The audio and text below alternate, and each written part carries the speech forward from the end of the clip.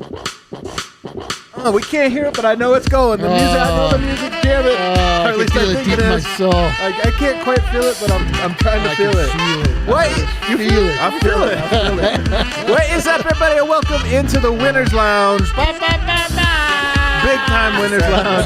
The feelest, goodest Winners Lounge of the entire season, by far. Dude, the feels right now. The feels are the greatest. The vibes on 100, as they say. I'm your host, Adam Matas, joined by my esteemed colleague, seated over here to my right, your left. It's Duvalier Superstar Dev. We're going streaking. Take it off. Take it off, baby. All the way to the quad through the gymnasium. Over here, the giggler, D-line coach. That felt a little... Did I bring that down? I felt a little insulting. Let's freaking go, baby. I'm back already. Let's keep it moving and get over there. In a second, we're going to be joined by none other than the man with the wind in his hair, Harrison Wind. Right now, at this very moment, speaking to Michael Malone, congratulating him on a mega munder. Mega munder, baby. A mega munder. It's a munder. It's a mega munder, dude. Under 90. Under 90. That's a mega munder, man. Mega munder. It doesn't happen with the Nuggets. It happens tonight, baby. Oh, it happens. We're in good from all stay. Oh, he's right. Horny. They're corny. They're trying. Yeah. That's like too funny. All right, we got a lot to get to today, and guess what? It's all positive. Yo. The only negative thing we have to get to is there's some foul trouble maybe that we'll get to, but outside that minor little thing, we have nothing but great things to get to, and I don't even know where we have to start. Dev, where do you want to start? Let's start with that bench unit. That bench unit. That's what the everything was the bench unit. So true. When the bench plays well, the wins come in. You start to be happy. We get to go in the winner's lounge whenever the bench plays well. So if we look at the plus minuses tonight, Monte Morris plus 26. Wow. Michael Green plus 24. Wow. Then you get Campazzo plus 16. You get Hartenstein plus 15. Now, and then you get plus 17 from Dozier. So, of course, single game plus minus doesn't, it's finicky. But one thing it tells you is when you're on the court, are you winning or losing? The bench tonight didn't just win. They dominated their minutes. And to me, you're right, man. That is the story. We've talked about, Gary Harris, who, by the way, is maybe out of his slump. Will Barton, we've talked about him, and is he healthy, this or that. Michael Porter getting him integrated. Murray. Those guys have been good. I put the stat out the other day. They haven't been their standard. They haven't been as great, in large part defensively, but they've been good. Thank you so much, superstar producer, super producer Cal. But they've been good enough for you to not be the terrible record, 3-5 or whatever it was they were. Tonight, though, it was all about if you just get the bench to be a zero or even a little positive, then they're going to win in blowout fashion, and that's what happened tonight. Yeah, or if you get them to be at a plus 26, then you win. That would also work. You won with the mega munder, and you go to town. Well, that's the thing about it also. You're not you're not asking the bench to be amazing. You're not asking the bench to go out and win every game. You just want them to maintain while your starters are out. So maybe it's a -2. Maybe it's a plus. Yeah. Maybe it's just being there. But if you get the bench to do something. Also, when you look at the plus-minus, the best plus-minus came from the bench. That lets you know that the bench was the ones that carried the load. That tells you didn't need the starters tonight. You say that the plus-minus is finicky at times, but if the bench is the one that's leading it, it lets you know what the game went like. It was a game that you go with the start. I mean, you sit the starters. Amazing. So coming into tonight, and here's the fundamental question that I have that is so interesting about this bench unit. They had not earned Malone's trust, but Malone had not given them trust. Ooh. And it begs the question of, and actually I want to ask you this, Dev. I know you've played with a lot of coaches. When a coach believes in you, it's easier to believe in yourself. And sometimes it's hard to know. This is such a chicken and an egg thing. Where does it come from? And I think that Michael Malone has very loudly not trust the bench. And I feel like the bench has very loudly not given him a reason to trust him. I felt like with his pregame comments tonight, he was basically saying, I have to trust them. It's a part. He took a little responsibility saying, I haven't. And I think it's perhaps not a coincidence that tonight, after saying we're sticking with them whether it works or doesn't work, we're going to stick with them, that they end up playing their best. Yeah, and it doesn't even have to be all sports. It could be your everyday life. If you have a boss that they're positive, they're nice to you. An insult is coming up to me really quick. He has this look in his eye. I'm not going to come back to you. But when you have a boss that really is on you and they believe in you, even if you do make a mistake, you're like, okay, I'll play harder, I'll try harder next time, it won't happen. But when you're under that immense pressure, you're gonna make these mistakes, and then that mistake becomes more. You're just like, I don't want to do it again, or I'm gonna be a different person because I have to be what he wants me to be. If I'm not that, then we don't know if I'm gonna play today. We don't know if I'm gonna be here anymore. So it's just like not having the pressure on it. And now they're playing looser, and now you're starting to see the Nuggets rack up those wins. He has no choice but to go with them. Racking them up, baby. And that's the only way that they're gonna win is if the bench unit does well. So he's finally trusting in them, and now they're proving that they can do something well. So it goes hand in hand. But the only thing I'll say about that. Well, hold on. Is this the king of the game? Are we going king of the game? Is that what you threw on? The one thing I will say though is that coming into the season, vibes were on 1 million. Like the bench had all of our trust. We proclaimed loudly to anybody that would hear or read anything that every player on the Nuggets was good. That was my favorite headline that we had. We were feeling so good. Every player on the Nuggets is good, and then the season started, and then they were not good. Yeah. Things changed tonight. Like I do understand the chicken and the egg thing, but I feel like the egg hatched in the preseason, and then the chicken died as soon as the season started. And they're like, at a certain point, like the bench, like these guys just need to step up and play like they did tonight. It wasn't just like, I mean, I don't think it was like just a fear thing. I think it was just more of a confusion thing. Yeah. I think it was an everything thing. Yeah. But honestly, I have a question for you though, Eric, because I know you've played sports too. Like, when a coach doesn't have confidence in you, or like when you have the quick hook, like you go out there, you make a mistake, I'm pulling you out. I've had coaches like this. I've had plenty. Yeah. It's just like the worst feeling in the world. It's almost impossible to have confidence when you're just like, I know, like he's just looking at me, waiting for me to screw up so he can yell at me again. And I'm not saying again, I'm not trying to put this on Malone. I'm just trying to show that relationship it is both things feeding back into each other. I agree. It's just, I feel like the bench put Malone in a situation where he was physically unable to trust them. Like, I mean, we lost all of our trust in them. Oh, totally. Like, so I don't know. Like, but you know what? That's old stuff, man. Why are we talking about old stuff? Why are we bringing up old stuff? Well, actually, speaking of bringing up old stuff, Eric, what would you say about the bench? It's on the rise, wouldn't you say? Oh, I think I'm on the record as saying that the bench is our most treasured Dev, what do you asset. say? The bench, it's on the rise, wouldn't you say? The bench. The what? You're feeling pretty confident about the bench? Huh? Yeah. Let's cut to all the way 23 hours ago. Hold on a second. Let's see what happened here. I'm going to sell the bench. Oh, no. I'm going to sell the entire bench, including what they're sitting on, the physical bench. This guy, I can't believe he sold that. I'm going to sell with him. I'm going to sell with him. You're not optimistic about the Nuggets right now. I have to sell with them. Like, I don't know what we thought was good with the bench. I mean, Monte Morris is the bright spot on the bench, and it's only one bright spot. It follows him. Here's what I know is that the Nuggets played a game against the 76ers team with 7 players, most of which was all of which was their all of them. And Isaiah Hartenstein played 5 minutes. You're good. Like, if we cannot count on our bench unit to spell our most important asset in Nikola Jokic, like, what are we doing? What is the state?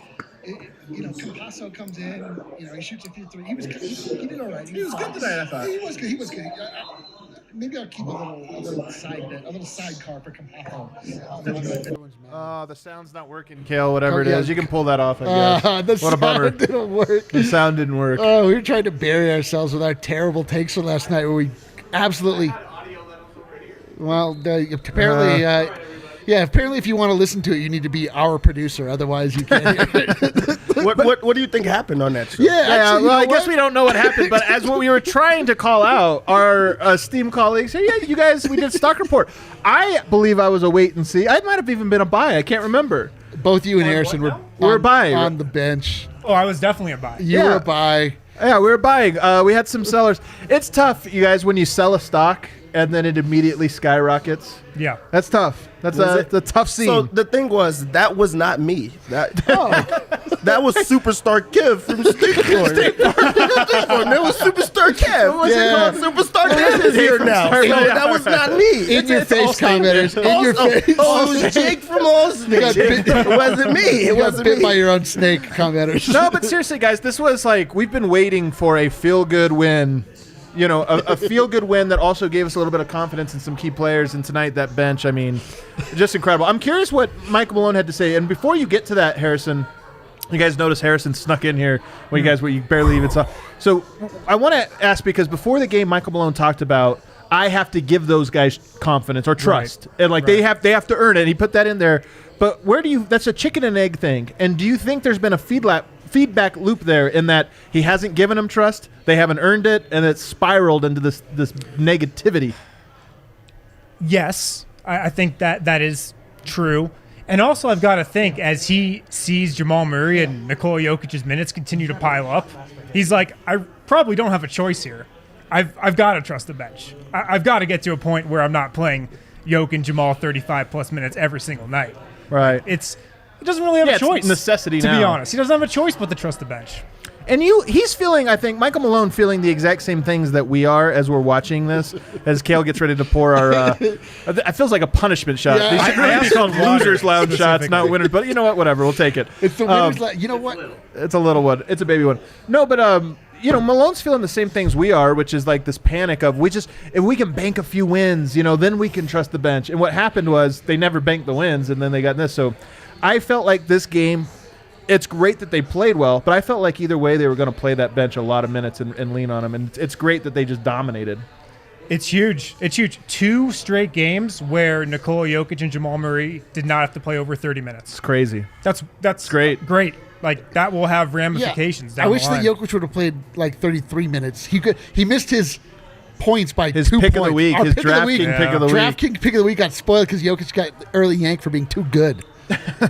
All right, so Harrison, you talked to him after the game. What did he have to say?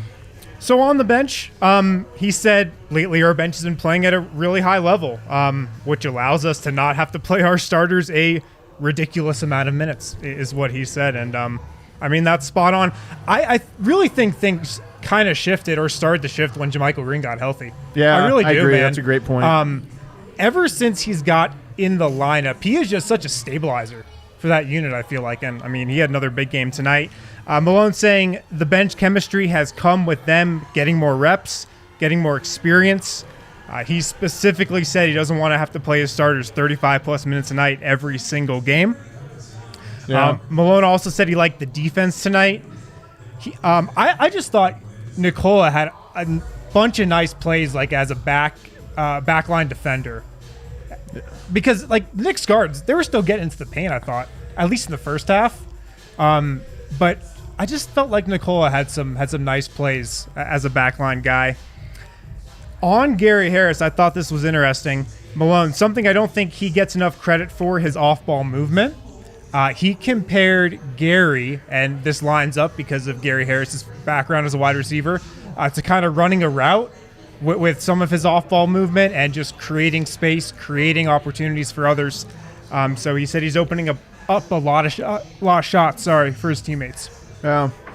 Well, we haven't even got to Gary, but I guess we can segue to him now. Actually, no, let's not. Let's do him in the second segment because there's more to get to on this bench. And I want to start with Monte Morris. Huge hat tip to the Altitude broadcast tonight, because they had an incredible stat that I was not aware of. And by the way, the stat, it wasn't about tonight. Tonight he had just 1 assist, 0 turnovers. But Monte, 3 assists I'm seeing. Oh, you see 3 assists? Maybe I don't know how to read a box score. You're right, 3 assists, 0 turnovers. But Monte is leading the NBA in assist-to-turnover ratio right now at 10-1.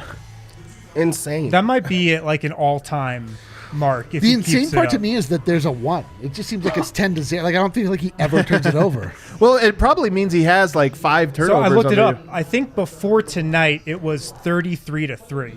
So then it's 36-3 now. Now It's 36-3. That's incredible. 11-1. So this is and we know this about him. And look, it is a small sample size. He could rack up 2 or 3 assists and then be back down to merely a very good number. But this is what Monte has been, and we've talked about in the past. How can he get better? Well, I'll tell you a couple ways: scoring more efficiently. Not turning it over even less. We didn't even think it was possible. You talk about the limits of human achievement in basketball. The limits of the human machine. Of the human machine. But it turns out that assist to turnover, there is no limit. There is no limit. The limit does not exist. Monte Morris is proving it. But he is who we thought he was. Like, he did that in college. Like, that was the reason that he did get drafted in the first place, is because of the way that he has the ability to run a second unit, for one. You knew that he was going to come in and be a backup point guard in the NBA for a long time, but he also just never turns the ball over. So he's doing exactly what we thought he would do from college. Yeah. He's been last game you had a great line that the light is on him and it follows him. He's the only bright spot or whatever. It just keeps following him. But it is on true. that crummy bench. But it is true. Like, he's done his job, and he is just Mr. Reliable, in addition to being Mr. Nugget. Wow. Well, first off, I thought we decided he was Sir Nugget. He's Sir Nugget and Mr. Reliable. No, Ariana did. All right. But he was fantastic again tonight. 12 points, 3 assists, 3 rebounds, 1 steal, 0 turnovers, 5 of 10 shooting. JaMychal Green, though, we need to move over to him now because he was that plus 24 tonight, 10 points, 8 rebounds, by the way, and those rebounds are big. I mean, rebounding has been one of the buzzwords for Denver so far this season. He adds a little bit of that, but the numbers, even though they don't pop off the page, 4 of 5 shooting, 2 of 2 3-point shooting, that's really good on low volume, but he's just a guy that does his job, man. And I just continue to be like, Monte Morris, JaMychal Green, let's start there.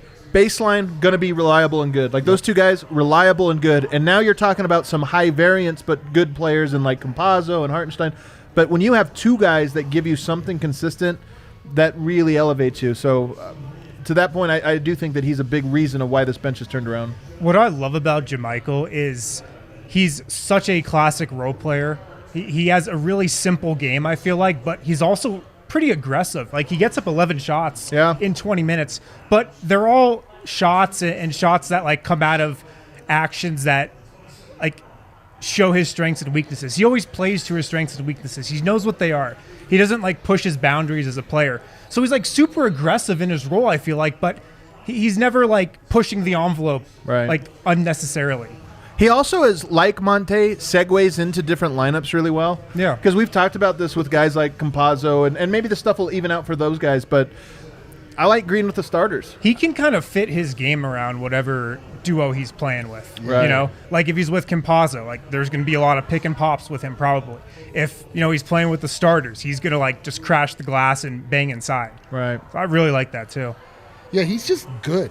He's really good. He's just good. Like, I don't think I quite realized, like, what we were getting in JaMychal Green. Like, I thought we were it was just sort of like a consolation prize. Like, we didn't get Jeremy Grant, we didn't get the guy we wanted, but, like, you know, this is like a guy that, like, plays the same position. So it's cool. It's like, this dude is like a real difference maker. And you're right. Like, as soon as he started, I mean, and it's funny too, because when we declared that every Nuggets player was good in the preseason, he was the one player that wasn't good because he was he was like 0 for 5. He was 0 for 5. We were like, oh my God, but it doesn't matter. We got all these other amazing players. And then, like, as the season begins, the bench has absolutely no identity. Like, having that just absolutely rock solid player in there that you can always count on is, like, it's so invaluable.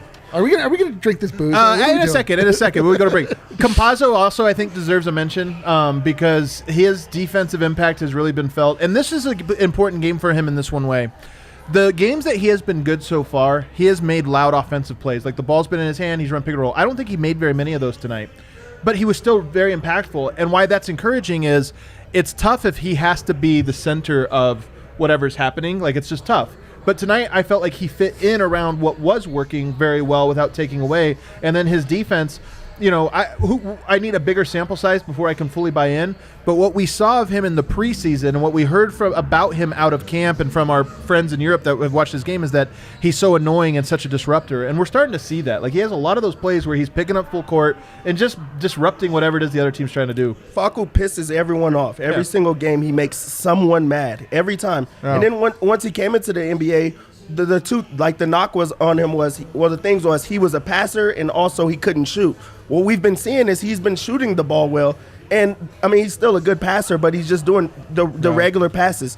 He doesn't get attacked on defense as much as you would expect, as much as I would expect for him to have that type of size. He's disrupting, like, passing lanes. He's always everywhere. He's getting all of these foul calls and things of that nature that you just put him in to just watch things happen. Facu is a player that you just watch what's going to happen, and he's been doing that well.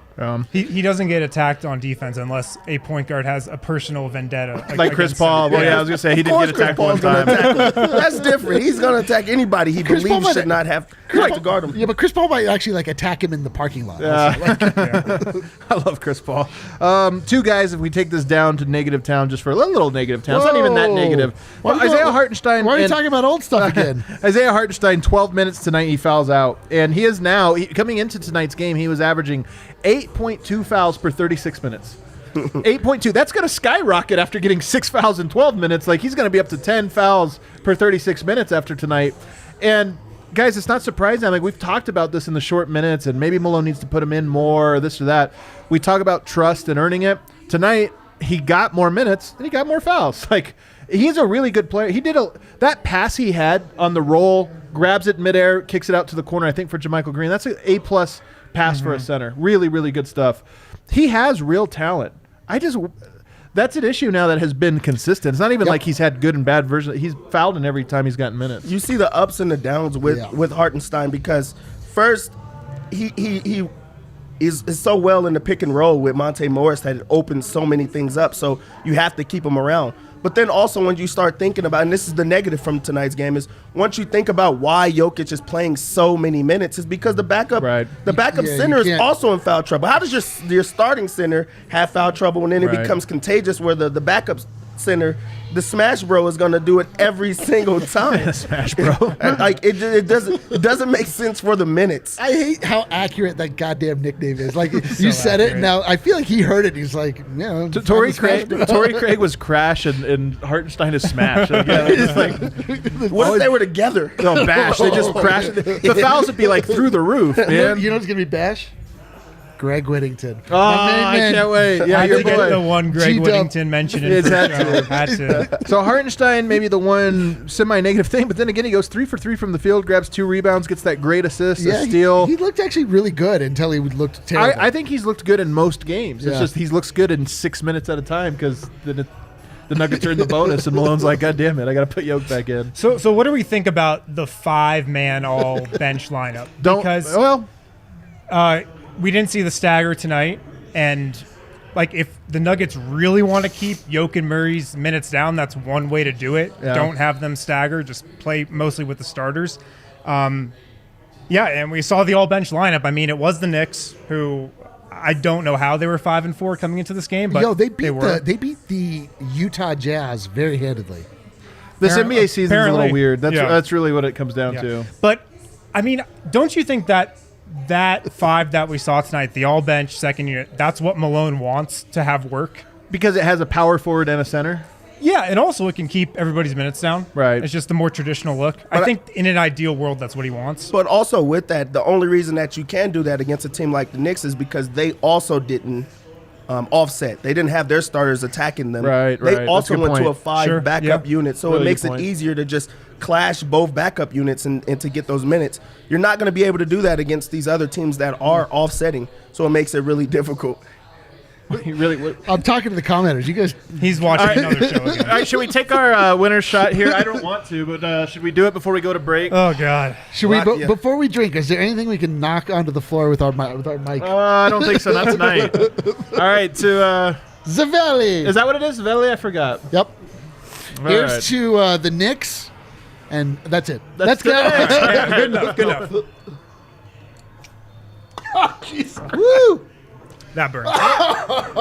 It's so good. I love it. Do I have to take it? Honking like a goose. Everyone flame Deb for not taking a shot. Flame him appropriately. Yo, you know what's crazy is that early. I'm getting used to it. That one is not as bad as the previous one. Adam earlier was like, maybe we should just take water. And I was like, nope. Rocky, we got to get that real burn. And wow, I'm getting used to it already. That was nearly bad. Not horrible. All right, Harrison, take us away, buddy. Arena break. Okay. Remind me in the second break. I'm announcing the winners to that snowboard glove giveaway that we did. So somebody remind me to do that in the second break. Like you'll forget. I will definitely forget. Check out the Mile High City Copper Lager from Breck Brew. You can pick it up anywhere. The farmhouse or local liquor store. The perfect beer to sip during a Nuggets game. We drink them here at the bar, so check it out. You can't miss it. It's in that Nuggets can. Also, Hassel Cattle Company. I am hyped about our partnership with Hassel Cattle Company because now we get meat delivered to our front doors. It's pretty awesome. Hassel Cattle Company equals hassle-free meat for life. We brought you damn good beer. Now we're delivering to you damn good beef. Hassel Cattle Company is the absolute best source for farm-to-table Wagyu. Oh, God damn it. Wagyu? Wagyu. It's like it sounds like the pasta. Wagyu. Okay. Wagyu. I was going to say Wagyu. It's a Japanese word, so it's Wagyu. I think he did it on purpose. That doesn't sound like a Japanese accent at all. Yes, it does. Yes, it does. I've been in Japan. I'm well traveled. These people are idiots. It's delicious. It's Wagyu beef. It's the best there is. All right. It is the best there is. They've got everything. Smoked sausage, New York strip, beef bacon, jerky flavors. They got everything. So check them out. HassellCattleCompany.com. HASSELL cattlecompany.com. Use promo code DNVR10 for 10% off your order. That's code DNVR10 for 10% off your order. Any orders over $200, you will receive free shipping. Check them out. All right, so now we talked about the bench, which has been fantastic. Let's get to the starters. Usually we start with the starters, and that's the bright spot. But now here we are. Jokic once again, merely a +8, 22 points, 10 rebounds, 5 assists, 1 steal, 1 block. In 3 quarters. In 3 quarters. You didn't play in the fourth. He goes 9 of 15. Like, Jokic just making greatness so casual, man. Like, tonight's game, fairly unremarkable by his own standards. Yeah, well, other than we have it, I think, queued up. Kale, do we have the tweet? Like this, he had shot one of the best Sombors we've ever seen. Well, yeah, that is the ugliest jerseys I've ever seen. Yeah, let's take a look at this Sombor here. I don't even know if it's a Sombor. There's no dribble. Oh my God. Half Sombor, man. That's like a half Sombor. Why would you shoot that? Well, the clock's out, and he's just like, whatever, I'll just drain this one. And great. By the way, Mitchell Robinson, one of the best shot blockers in the NBA, and in particular, elite at blocking jump shots. Mm-hmm. You guys know this stat? He leads the NBA by double on blocking jumpers. But you can't block the Sombor. No. You can't block the Sombor. It's literally unblockable. I dare you to try. But bring in Bull. He won't block that. Yeah. Nobody's blocking that. Jokic, man, tonight. And you were worried about his rebounds because it took all the way to the end for him to get I was those worried rebounds. about his rebounds because I had a wager on the line that was wholly dependent on Jokic getting a double-double, which is the safest bet in the NBA. 100% right now, right? He's got one in every game, yeah. Jokic had 8 rebounds with a minute left in the third quarter, knowing we all knew full well he was not going to play in the fourth quarter. And with 10 seconds left, Jokic got a tip in to give him 22 points and a rebound, to give him 10. It was the sweetest thing that ever happened to me. No, this was something I noticed. It felt like the Knicks were making a little run in the third, and Jokic dominated the glass, man. Yep. Dominated the glass, pulled in a couple of defensive boards, got on the glass for an offensive rebound, and put back. Yeah, imposed his will. When you're looking at it very, very closely, like your entire bankroll depends on it, just as a hypothetical, you'll notice that when he plays a dominating inside big like Mitchell Robinson, he will float around the outside to draw him out, which almost eliminates him from defensive rebounds. So then it came down to offensive. It was a whole story. Anyway, he did it. I love you. Jokic, you're the man. But this is one reason that I think people don't understand Jokic's greatness, like the casual fan or whatever, because to your point, a lot of bigs, when they get a big shot blocker or something and they're known as a post player, it's like an ego thing. Like, well, this guy can't block my shot. And you go down there, and even if you get the better of him, you're not doing the thing that maximizes your team's opportunity. And Jokic tonight, it was casually dominant, but it was also loud at times. Like, at times you were just like, man, this dude is silly good. But there was a lot of standing out on the perimeter because he knows that, hey, as long as Mitchell Robinson isn't in there, there's nobody to block shots or do anything. And, he was out there all night operating. Nuggets were feasting. They get 114, but it could have been more. And that's what I think makes Jokic different than a lot of these other dudes is he has an ego, but it's not that type of ego where he's like, I got to do it this way to show that he's like, I don't care if people get this or not. And that just shows his IQ, and that's what separates him from anyone else. I know. Like tonight, he goes 22, 10, and 5 or something like 5, that. yeah. And we say that it's not a good game and it's a down game, but that's the type of game that Jokic wants to play. Right. Because first off, they won easily. He got to rest. And he also, it was lanes for everyone else. He saw everyone else get what they had to do while also taking over at times. Yeah. That's a Nikola Jokic game for him. I think the last time we talked about Jokic spacing out to the perimeter a lot and taking a shot blocker out of the paint was when they played the Jazz in the first round. Right. Yep. He took a lot of threes in that series, Yep. getting Rudy Gobert out of the paint. And again, if you're a betting man, like all of us here on the field, like, and you know that Jokic is going up against a dominating inside type center, take his 3-pointers. Because then you know he's going to be floating around the outside. true. You know he's going to be trying to draw the guy out, and how better to do it than by making that a credible threat so that the guy has to defend him outside of the arc. DeAndre Jordan and Jared Allen coming up, so Yep. maybe there. Take those threes, baby. Tired legs also, I feel like he would be like, I'll just stay outside tonight, see if my three's falling. If I hit 2 or 3 of these, I'll feel good. It turns out like he's like, I just didn't want to bang for me. Let's go to more good news, guys. Gary Harris tonight. It's funny. If you were to ask me, if I didn't look at the stat sheet and ask me what his line was, I'd have been like 25 points, like 6 threes, 2. He had 14 points and 2 threes. But yo, his game. I mean, his game was, I would say, very good, wholly complete. Like he was making steals, Complete's he was a good word. rebounds. He was There were no moments where you were like, oh god, no eye roll moments at all. In fact, like he was picking people's pockets. Like Gary's back, baby. It's go time. And in fact, Mister's Nuggets has returned. Oh my god! I'm not ready for that. Mister's Nugget is back. All right, but the shot. What do you think, Dev? I mean, he's knocked him down in a couple games now. I think that's the perfect Gary Harris game. And Yeah, it kind of is. The thing was, what were Gary Harris's 2 first baskets?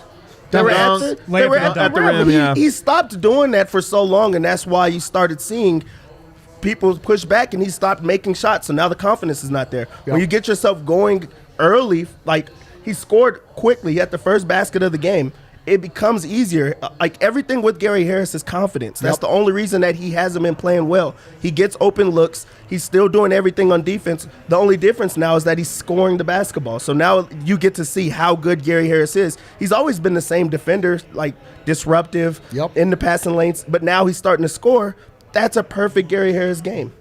I think Gary's a guy where if he gets a couple nice drives, maybe a big dunk like he had tonight in the first quarter, that's probably going to like set him up for the rest of the game. If he feels comfortable in the first couple minutes of a game, I think he's going to just have a better game overall. I think he's one of those guys. He did have, I'll just have to say it, one of the worst floaters of his entire he had a tough one. He had a tough Get one. outta here. Yeah. I just had to Don't say take it. us to negative town. Of course, wind is particularly susceptible to the floater. I mean, No, but seriously, man, like his 3-point shot now. We were talking about this as we were watching the game together. So much. Oh my god! And I'm watching him right now. Oh, he has a. I thought for a second he had like Shout a pink, out Pink Hoodie. I thought he had a pink panda I see you, costume or Gary. something because it looked like it has ears on it, but it's his headphones. But Gary, I think, is a guy more so than just about anyone on the team. I would say that it is so much about confidence, and he's lost it. I mean, for good reason. It's been a struggle, but a couple games. I by no means think that his confidence is back to the swagger he had when he ran out of the arena after draining a 3 in Russell Westbrook's eye. I don't think that was like peak Gary Harris confidence. But I do think that every compounding game that he hits shots, it's like exponential, his confidence going back up. So I do feel like we're very close to Gary Harris having some of that confidence back. Yeah. dude, it's back. It's back. It's 100% back. It's 100% back. He had one good game, and now he's back. That's it. All right. Gary's back, baby. Should we take our last break here?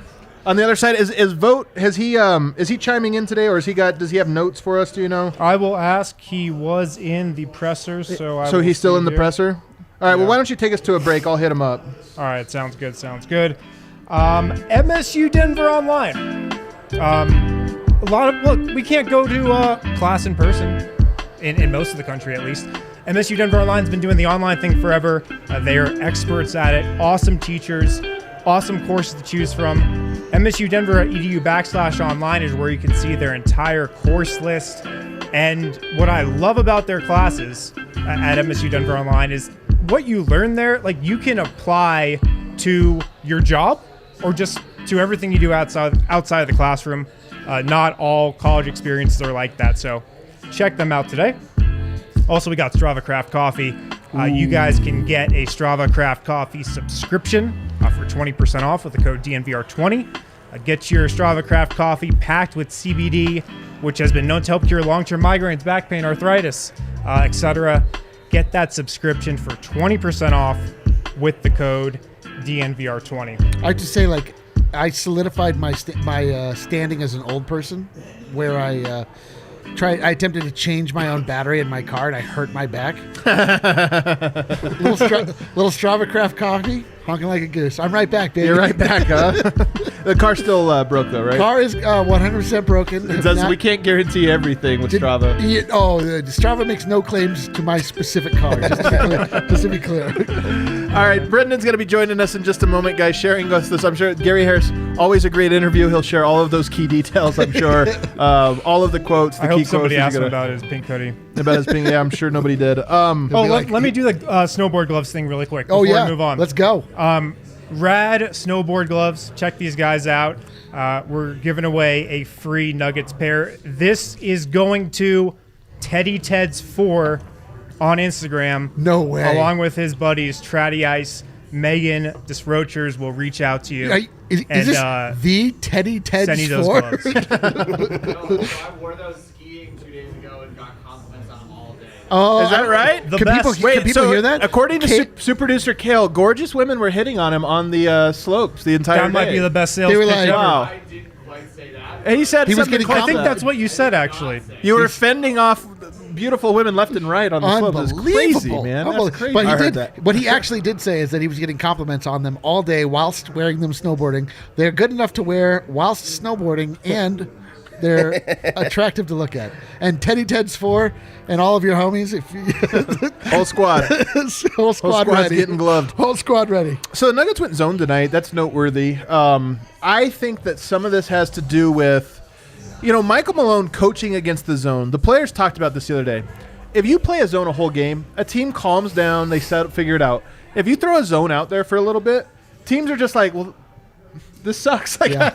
I don't. All right, now we have to run our zone-o. I know this as a player.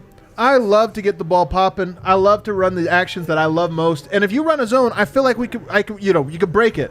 I just don't want to play that way. It's boring. And I feel like if you play it for 2-3 minutes in a game, it just annoys teams. It throws them off their rhythm. And as long as you don't overdo it, and I thought Denver tonight did a perfect amount of zone. Just a couple minutes, it worked, then they went back. But you do it against teams that can't shoot the ball. That's so true. The Knicks can't shoot the ball. The Nuggets that's the haven't key. been able to shoot the ball. Right. It's easily who's going to get zoned. Yeah. You're not going to see J.J. Redick get zoned. Joe Harris is not going to get zoned. Right. You're going to zone against a team that does not have many shooters or consistent shooting. And it's going to throw them off. It's going to throw everybody off because now you're just like, how do we adjust to the zone? Now we're going to go back man. So now you just adjusted for no reason. It's just a different look throughout the game. Yeah, the Knicks are the worst three-point shooting team in the league. And 30 out of 30. that's not they're cold right now. Like, you watch out who they, because that was part of it, was you were watching them tonight and you're like, oh yeah, Peyton's not going to jack threes. Like, Julius Randle hit one and I was like, oh, that sucks, but it was one. Well, also to your point, Adam, it can throw you off, especially if you're like a super young team, like Super the young, Knicks yep. are, who aren't really experienced. Their guards are so young. Like, you're throwing this at R.J. Barrett, Emmanuel Quick. Like, they're not going to know what to do against Right. the zone. They're going to get frantic. Who's their best three-point shooter if you just had to just guess off the top of your head? Reggie Bullock? Probably Bullock. Austin Austin Rivers? Rivers having a nice Noted 3-point that's- specialist Reggie exactly. Bullock. They went 6 for 21 tonight, so the 21 jumps out at you, and then the 6 I follows remember right behind. Mitchell Robinson's Instagram this summer. He was making a lot of threes. Oh, yeah. Oh, Mitchell Roberts. Unlimited range. Same with, I always think of Whiteside, Andre Drummond. They all have their Big thing. guard. Always at in the summer, the IG post of like, Oh my he God. made 6 in a row. Like, all right. We have vote whenever you guys are ready. Oh, we do have vote. Let's bring him in. Brendan, vote. Oh, wait, we can't hear him, Kale. Oh, we can't hear him. Can we hear you? Can you hear me? You tell me. We can't hear him. Nope. You're a little. It's just because the bar. It's because the bar's on, Kale. So the volume of the bar is Well, yeah, louder than just talk. what we're used to. Well, Vote, it's good to see you. It's good to see the beautiful shirts again. We missed those, and we missed the presser. So what can you fill us in on the enthralling things that Gary Harris had to say after the game? Man, if you were hoping for a excited, happy, vulnerable, available Gary Harris, nope, business as usual. He did not have much to say to it. But hey, the last game he did acknowledge it was nice to see some shots fall. And the first thing he said after that was, I got to do it again tomorrow. And he did. So Harris is all about his business right now.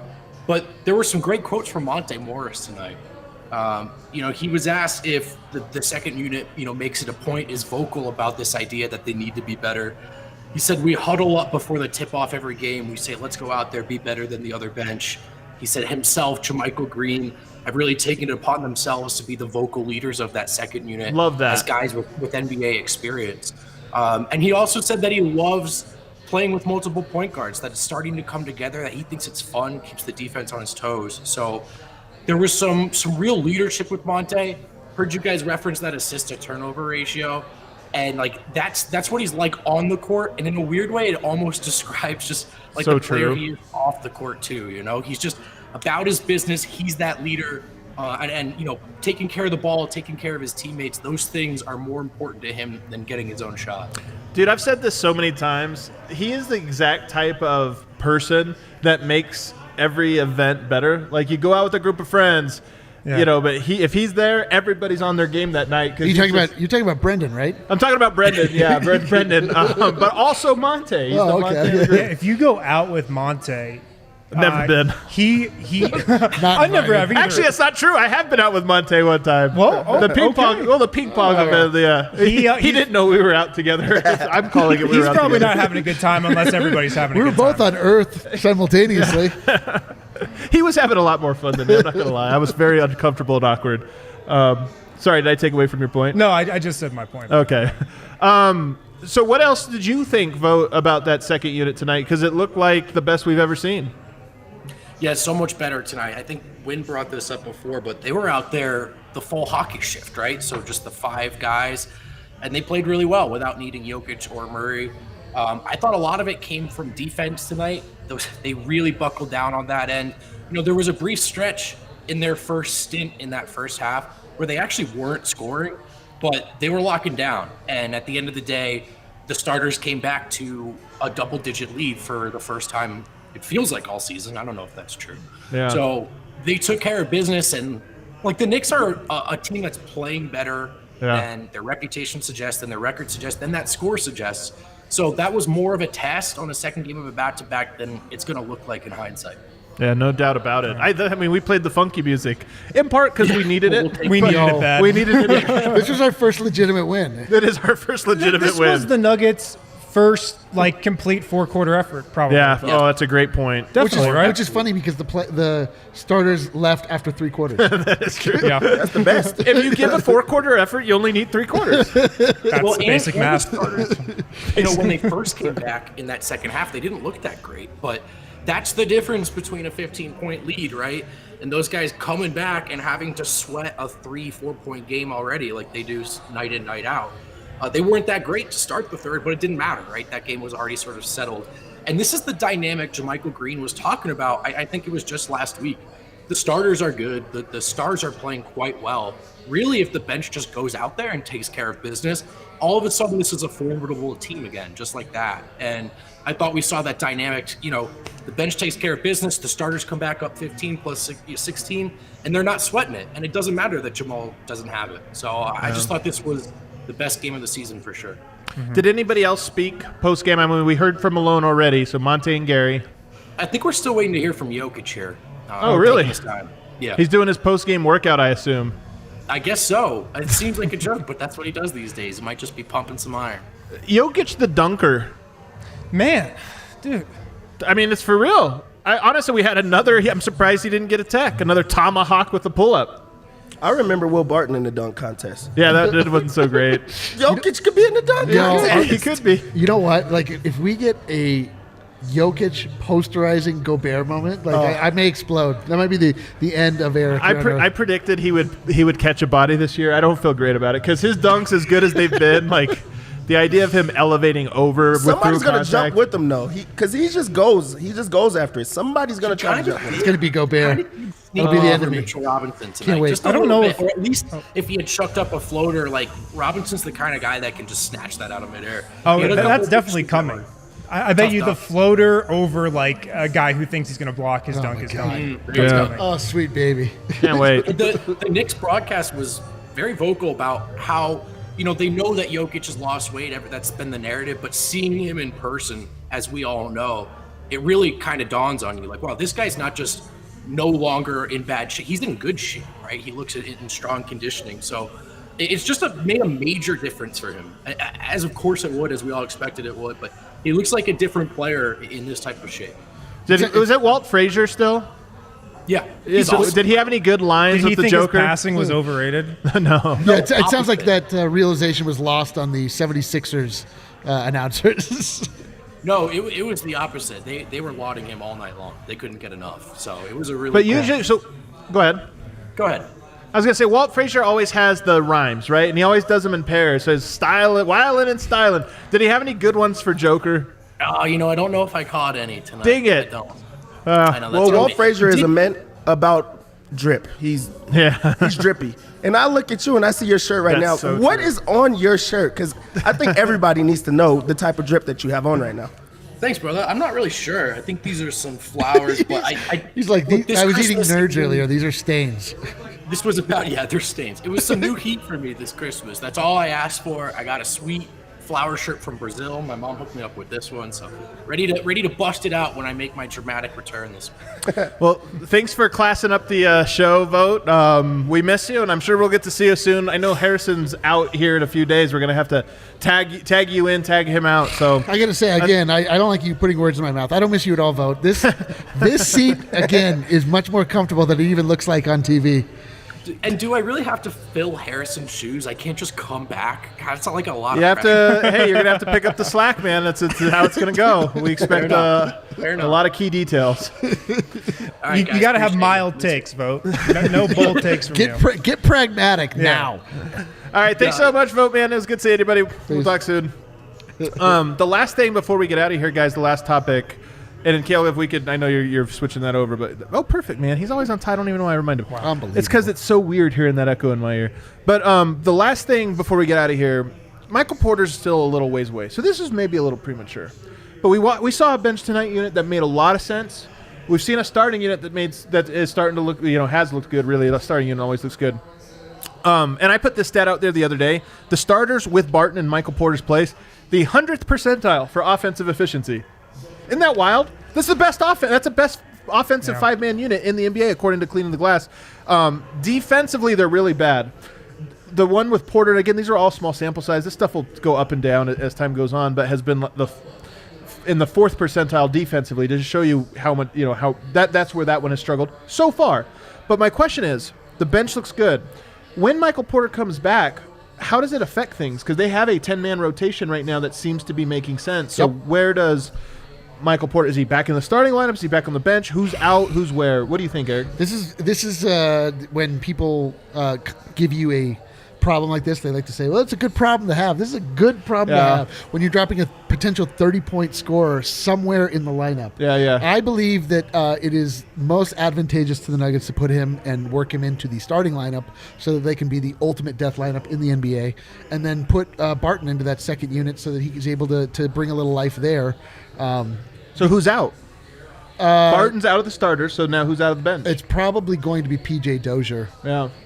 Barton and Dozier are kind of similar players. I mean, Dozier younger, so he's more spry. Barton, I think, smarter, can shoot the three more, although Dozier's been hitting the three. Been good, yeah. Dev, what do you think? I think this is the easiest answer back.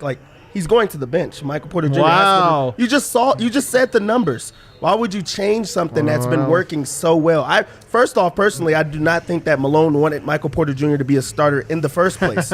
So now you get your opportunity to put him back on the bench, and now it's backed up with credible numbers with it. You're like, Right. hey, you have to go to the bench. You had your chance. This is what happened. Now we went a different way. You have to get it. First, he's going to say you have to work your way back. That's just the easy thing to do, to pat someone in the back. By the Hey, way, it's going to be work your way true. back. It's going to be true, man. Exactly. Yeah, The Nuggets will be approaching mid-season form when he gets back, and he will have been not playing for 2.5 and weeks. he hasn't played in however many weeks, and he's supposed to not have been in a gym, also. Right. So he hasn't played for that amount of time. Yeah. As a shooter, it's He's coming back and dropping 30, though. Whatever I starter don't bench or know, whatever dude. it is. I just have a vision of the Nuggets where I keep talking about it. With Jokic is able to choose either side. We have Jamal and MPJ flanking, and just either one of them, like whoever's open, is just going to knock it down. Like, and it just they do need to arrive there. You're right. To me, it's like that is the deadly form of the Nuggets that gets them over the Lakers and could actually legitimately contend for a championship. Yeah, I think I agree with both you guys, actually, because the right decision probably is to bring him off the bench immediately. Yeah. But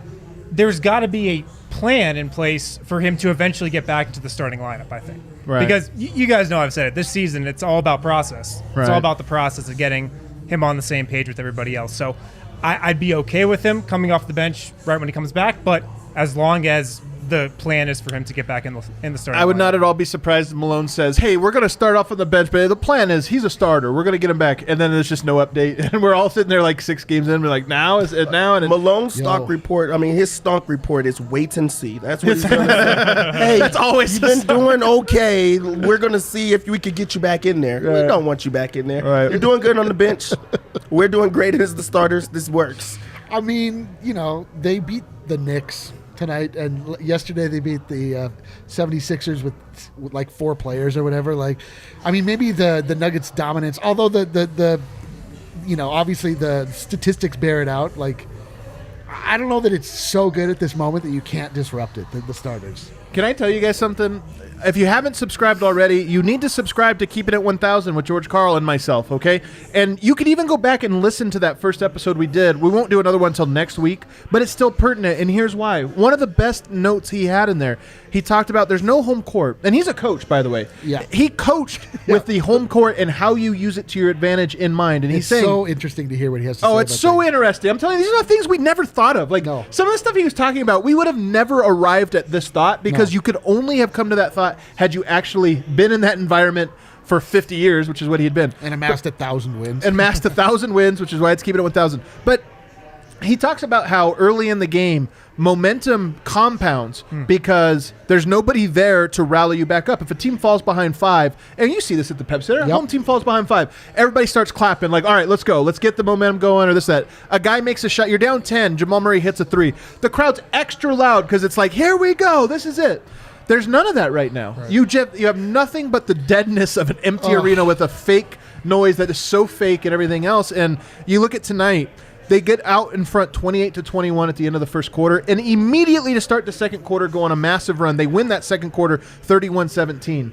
I think this is exactly what he's saying. You have a 7-point lead to end the first, and then you immediately open it up with a big win. And now that home court Knicks team has nobody to get them going. All they have is a scoreboard that says they're down 15, and it's like, well, this sucks, and it's really hard to get back. So I think that's an insight. You should go back and listen to the whole conversation because there's so much to that as I watch, I'm like, yeah that's right. Just to bring it up also, like I remembered I wanted to bring up another point of his that I thought was really interesting from the last episode, which was that the idea of getting resting players actually hurts them because of the same concept of like building momentum throughout the season and building confidence and also adversity. Like it's tough. And I think the word he was using was tough. It hardens you. Yes, and it's so funny. He was talking about like load management, how it actually, unless you're LeBron James, like actually hurts teams. Like, and we saw it bear out exactly that way with the Clippers. Like they weren't tough when the situation required it.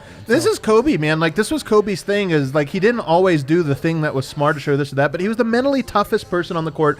Every game he was in, there was never, after maybe his 5th or 6th season, and there was nobody tougher than him. And I think it was a lot of that of like, it doesn't matter, like these little battles we might lose, but in the end we're going to be ready for the war because nobody is. And I think that's what he's getting at. So anyway, plugging my own podcast here because we're not. Last year we put it on the DNVR Nuggets feed. Not doing that anymore. We're not even on this podcast. Anything before we get out of here, guys? My final thing is, look, Denver's 5-5. Hell yeah, 500, we're back, baby. 500. Not a losing team. Not a losing team. Brand new season. 2 things with that. That helps you mentally if you're a player. I agree. If you're Michael Malone, everybody can settle down a little bit.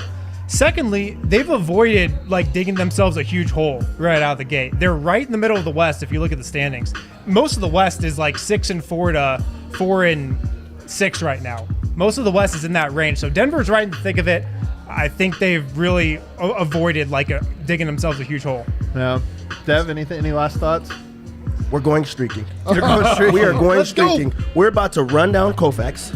No clothes on. And Yeah, tell yeah, everybody Which that means we're we're going going to fit perfectly in with Colfax. we do need to always be clear with Dev. Like, are we talking about clothes? No, we don't need to be clear. We've already established this. I don't think We don't. We might get a lot of people especially joining us. don't Like, have to- we're on Forrest Koufax with Forrest no Gump clothes on. situation. Whoa. I was really hoping your point was going to be, don't worry, fans, the Nuggets are in good hands.